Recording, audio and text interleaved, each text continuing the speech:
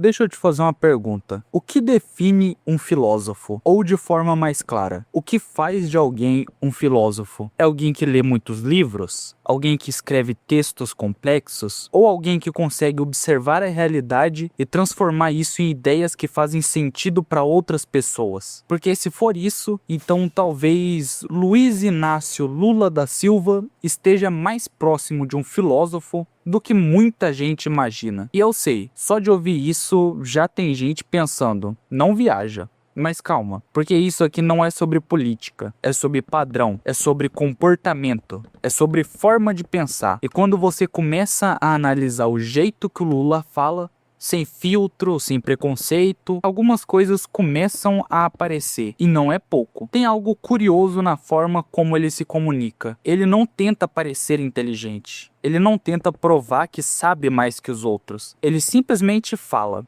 direto, simples, quase como uma conversa de rua, e ainda assim as pessoas param para ouvir. E mais do que isso, entendem, e ainda mais do que isso, se conectam.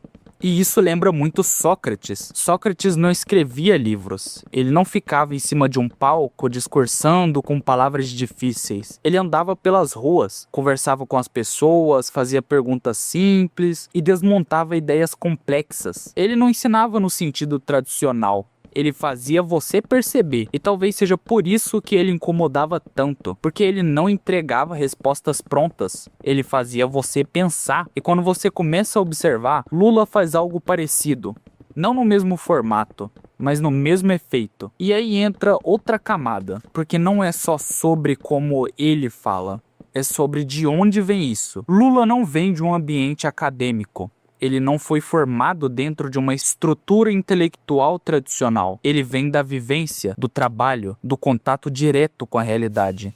E isso lembra muito Friedrich Nietzsche. Nietzsche criticava a ideia de uma filosofia distante da vida. Ele não gostava de uma filosofia que existia apenas nos livros, só no papel. Ele defendia algo mais cru, mais vívido, mais conectado com a experiência real. Para ele, pensar não era só teoria, era existência. E talvez seja por isso que o jeito do Lula ressoa tanto com tanta gente, porque não parece teoria, parece vida. E se você continuar observando, vai perceber que um outro detalhe começa a ficar claro. Ele repete muito, e muita gente vê isso como defeito, mas talvez não seja, porque repetição é uma das ferramentas mais antigas que existem. Aristóteles falava que somos aquilo que fazemos repetidamente, que o hábito constrói quem a gente é, e isso vale para comportamento, mas também vale para ideia. Uma ideia repetida não é só lembrada, ela é absorvida, ela vira verdade na mente de quem escuta, e Lula faz isso o tempo todo. Ele pega uma ideia,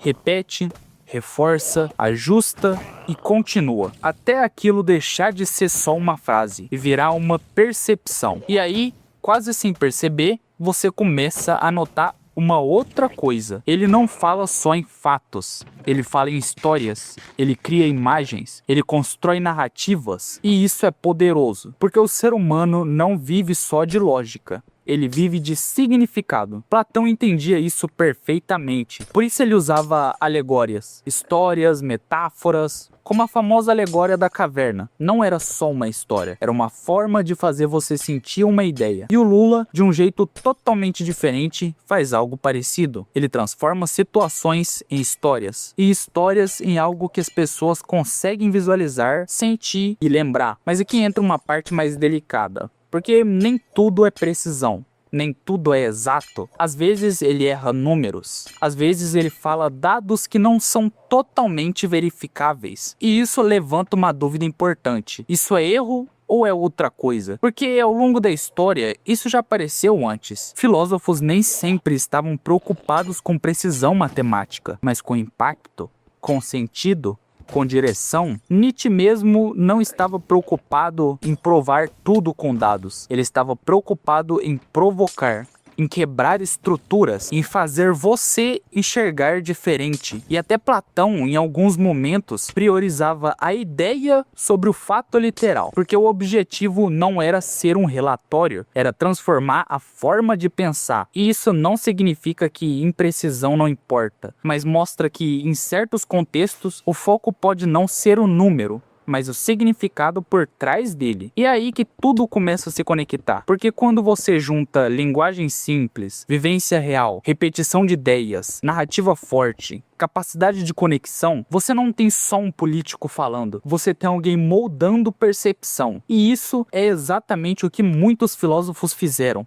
Talvez não com as mesmas ferramentas, talvez não com o mesmo objetivo, mas com um efeito muito parecido. E aí volta a pergunta inicial: o que define um filósofo? Porque talvez filosofia não seja sobre escrever livros difíceis, mas sobre entender o mundo de um jeito que outras pessoas consigam entender também. E talvez o erro seja achar que a filosofia só existe onde parece sofisticada, quando muitas das vezes ela parece exatamente onde ninguém espera, em falas simples, em histórias contadas, em ideias repetidas. No final, talvez o Lula não seja exatamente um filósofo no sentido clássico, mas ele faz algo que muitos tentaram e pouquíssimos conseguiram. Ele transforma o complexo em simples, e o simples em algo que move pessoas. E isso, gostando ou não, é uma forma de filosofia. E talvez, sem perceber, você já tenha sido influenciado por ideias que não vieram de livros, mas que funcionaram exatamente como filosofia funciona.